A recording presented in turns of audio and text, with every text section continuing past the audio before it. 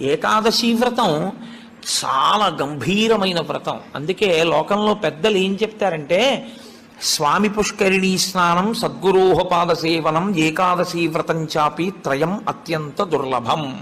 ఈ మూడు చెయ్యలేరు అని చెప్తారు.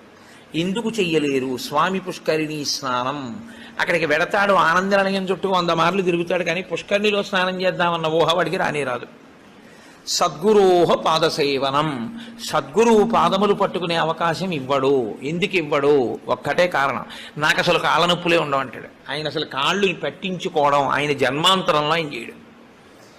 కాబట్టి అసలు గురువుగారి కాళ్ళు బట్టి అదృష్టం నీకు ఎప్పుడు వస్తుంది? నువ్వు ఆయన కాళ్ళు నిప్పెడితే కదా నువ్వు వెళ్ళి పట్టుకోవడానికి. కాబట్టి ఆయన కాళ్ళు పట్టుకునే అదృష్టం ఉండదు.